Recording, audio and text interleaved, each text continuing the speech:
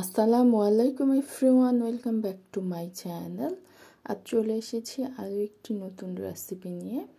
আশা করছি আমার আজকের রেসিপিটাও আপনাদের কাছে ভালো লাগবে। আজ রান্না করব আমি মাছের মাথা দিয়ে পালং শাক। চলে যাচ্ছি এখন আমি মূল রেসিপিতে। একটি প্যান বসিয়েছি আর পরিমাণ মতো সয়াবিন তেল দিয়েছি। তেল গরম করে দিয়েছি, দুটো পেঁয়াজ কুচি আর 8-10টা কাঁচামরিচ কেটে দিয়েছি। যেহেতু শাক রান্না করব, একটু ঝাল ঝাল করে রান্নাটা করব, খেতে ভালো লাগবে। 1 টেবিল চামচ আদা রসুন বাটা দিয়েছি, যেহেতু মাছ দিব সেই জন্য। হলুদ গুঁড়া 1/2 চামচ, মরিচের গুঁড়া 1 চামচ পরিমাণে, ধনিয়া গুঁড়া 1/2 চামচ পরিমাণে দিয়েছি, লবণ দিয়েছি স্বাদ মতো। এগুলো একটু নেড়ে নিচ্ছি তেলের মধ্যে।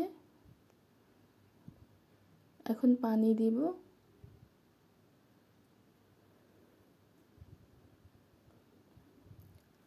পানি দিয়ে নেড়ে নিচ্ছি।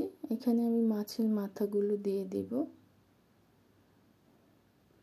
একটি মাছের মাথা নিয়েছি আর 1 টুকরো মাছ, একটা লেজ আছে এখানে। ভালোভাবে নেড়ে দিব মশলার সাথে। মাছের একটু তেলও আছে সাথে। মাথাটা আমি কষিয়ে রান্না করব, আপনারা ইচ্ছে করলে ভেজে নিতে পারেন। ঢেকে দিচ্ছি। ঢেকে আমি মাছের মাথাটাকে কষিয়ে নিয়েছি। মাথাটা সিদ্ধ হয়ে গেছে। আমি পাঙ্গাস মাছের মাথা নিয়েছি, আপনারা যে কোনো মাছের মাথা দিয়ে রান্নাটা করতে পারেন। এখন আমি শাক দিয়ে দিচ্ছি। একটু ভেঙে রান্নাটা করব। আর পালং শাক সিদ্ধ হতে বেশি সময় লাগে না। এখানে আমি 2 আটি পরিমাণে পালং শাক নিয়েছি। ঢেকে দিচ্ছি, একটু কমে যাবে।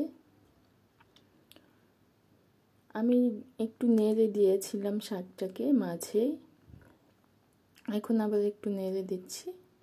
পালং শাকটা সেদ্ধ হতে বেশি কিন্তু সময় লাগে না, খুব তাড়াতাড়ি হয়ে যায়। আবার একটু ঢেকে দিব। 4-5 মিনিট আমি ঢেকে দিয়েছি। এই তো আমার রান্নাটা হয়ে গেছে। পালং শাকটা সিদ্ধ হয়ে গেছে। এখন আমি নামিয়ে ফেলবো।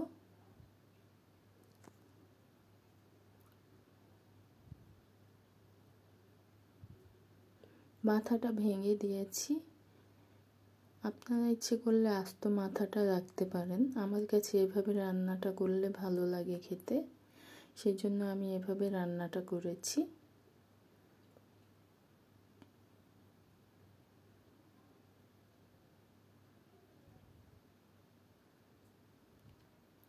এখন আমি নামিয়ে ফেলবো, চুলাটা অফ করে দিচ্ছি।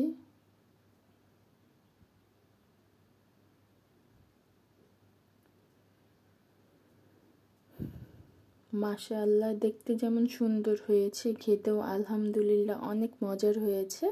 আশা করছি আজকের রেসিপিটা আপনাদের কাছে ভালো লেগেছে। ভালো লেগে থাকলে প্লিজ একটি লাইক দিয়ে দিবেন।